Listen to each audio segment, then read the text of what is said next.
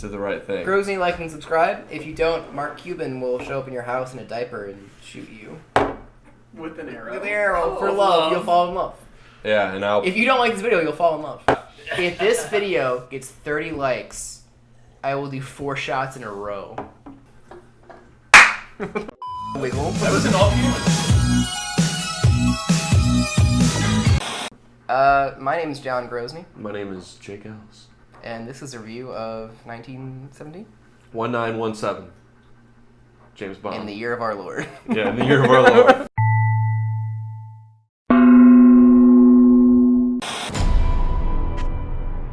Slow. Sorry, let me say it again in focus. I'm gonna say realistic. Oh boy, they should have cut. Germans have very poor aim. They do. The first half was very Looney Tune-ish, and then it got real. Yeah. I really liked it. You can't say it's not a good movie. It's a very good movie. I just thought it could have been. Well, I can't say it could have been better, but I just thought it was a lot. It was a lot slower than I thought it was. Imagine that as like on the box of the movie. Like yeah, like the review. It's like you can't say it's bad. Yeah, well, you can't say it's not good. Yeah, we still bleeping. Well, we do for sure.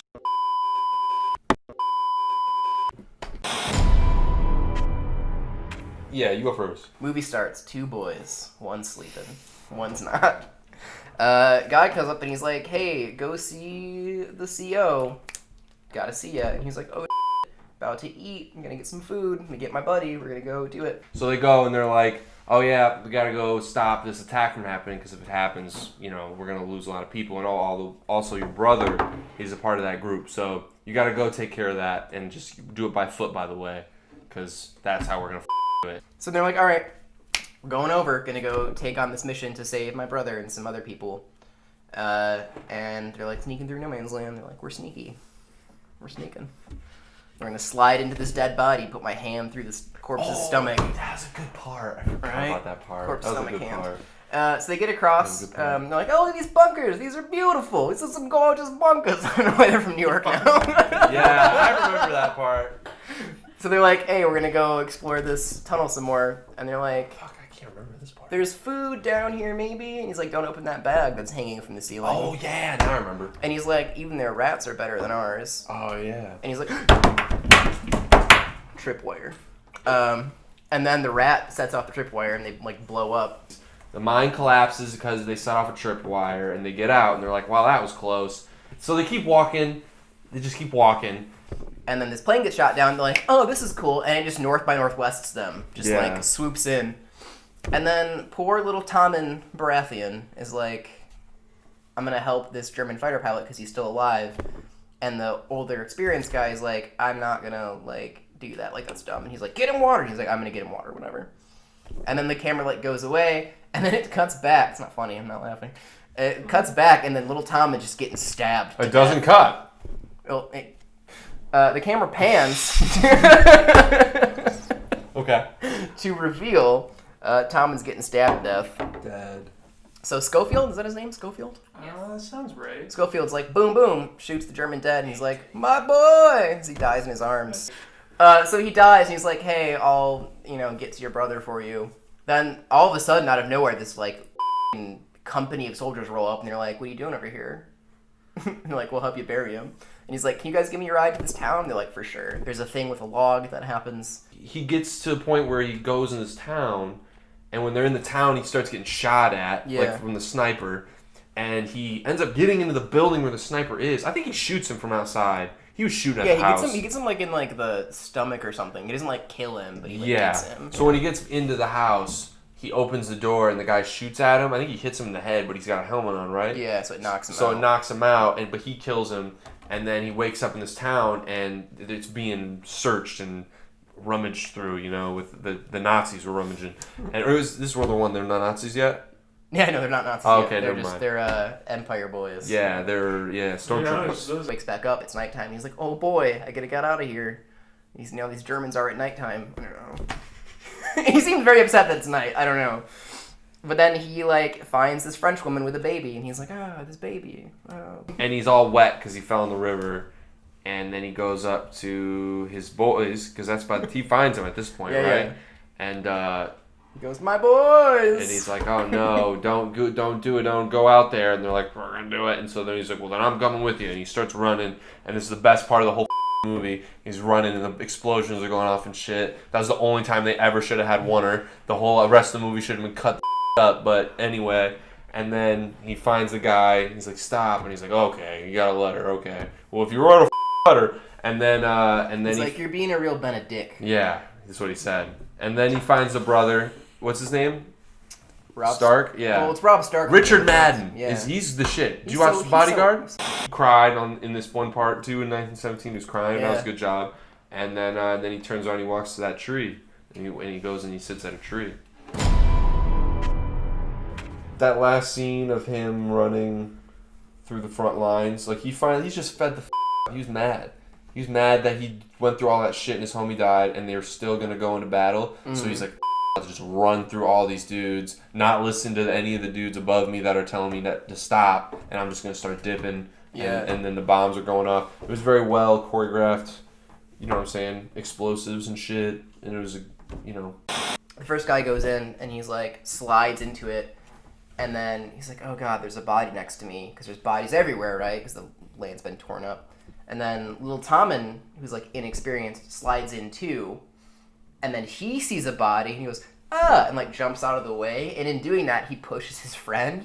And his friend like goes to brace himself with his hand. And he like puts his hand right through this like rotting corpse right in the stomach. And it's like the most disgusting, like visceral moment in that whole movie. You're like, oh. that was a fresh body too.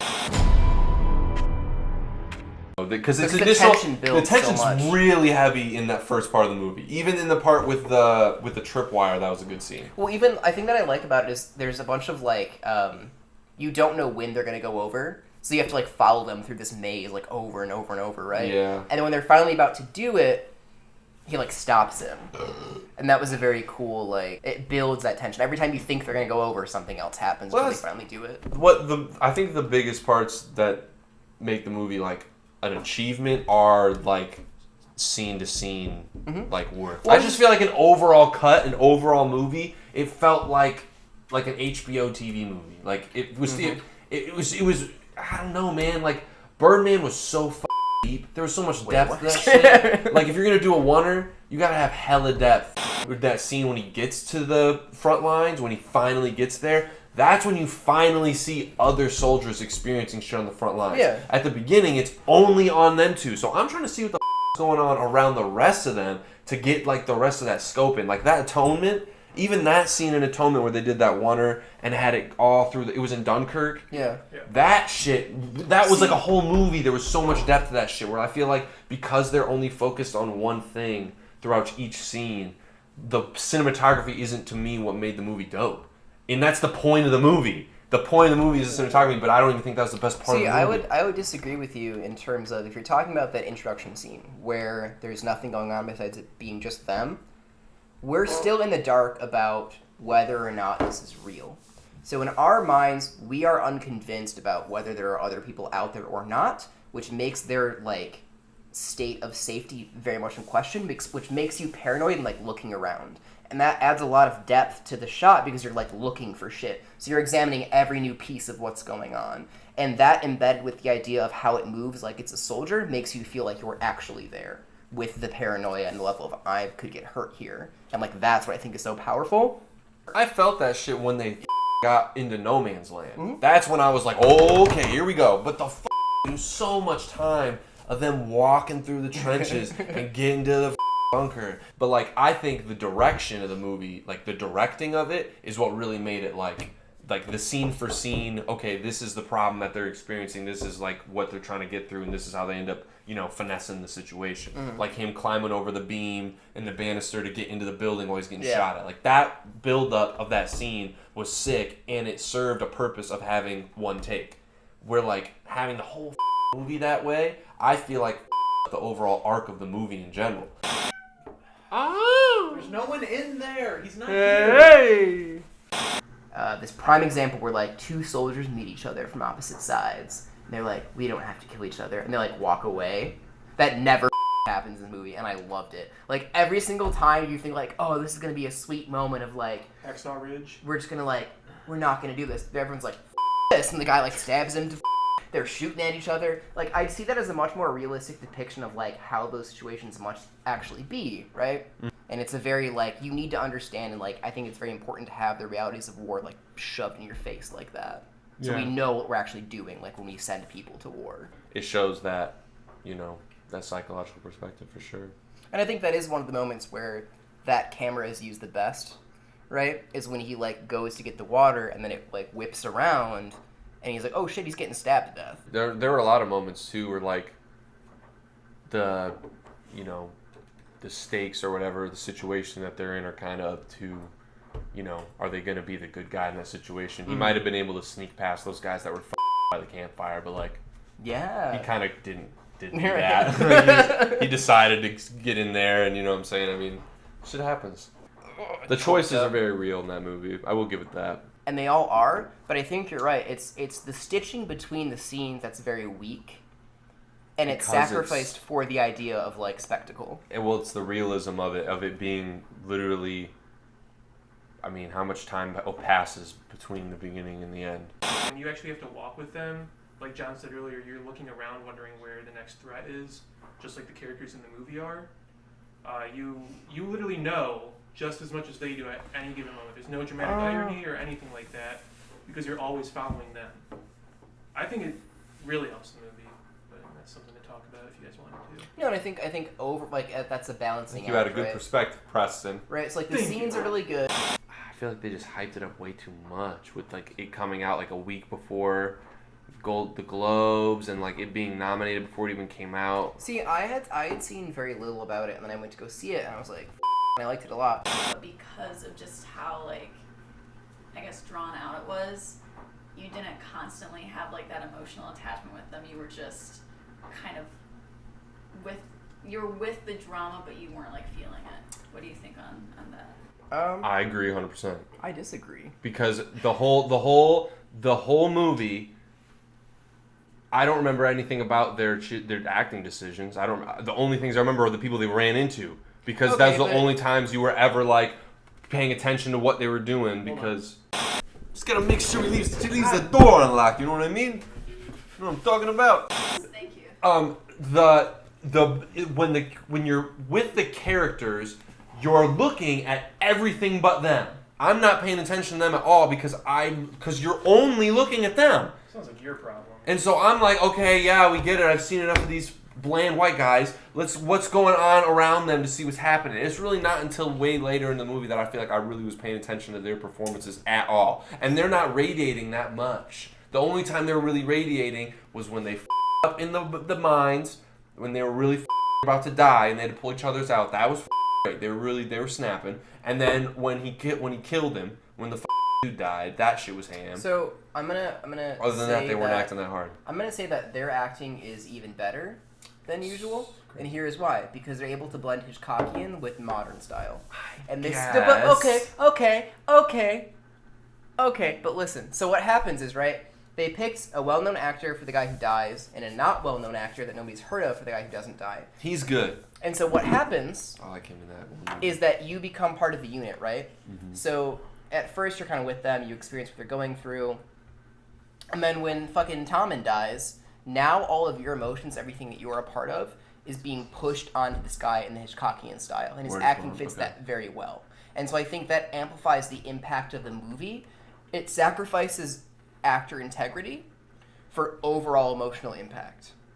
Mark. That what was the movie where Chris Rock is a germ and David I. Pierce is the pill? Oh, yeah. Yes, Russell Jones, and they're in Bill Murray's body. Oh yeah. That's a The great TV movie. show. Oh, but anyway, it wasn't TV until tricks. after he dies that I'm paying attention to his performance. And the only time I really think he really goes nuts is when he gets out of the river and he Well, up I to mean, the that's the house idea or to the of- group. Of Hitchcockian acting, though, right? It goes on to what you want from an It actor. makes you pay more attention Well, to that because shit. for Hitchcock, his best thing was an actor who does nothing well. The idea of like being blank is more important to Hitchcock than acting. because you want the audience to put themselves into the character. It is that way. It is. Yeah, That's so I think exactly it- what it- they're it doing. Nails that perfectly. Mm-hmm, Give those Prestone. units. Hey, I'll cheers to me. Ready? I'm gonna give this movie 9 out of 10 cuts. 9 out of 10 cuts, even though there's 0. It's all one shot. I'll give it an 8 out of 10. 8 out of 10. 8 out of 10. 8 out of 10. 8 out of 10. What's your unit? 8 out of 10. 1917s.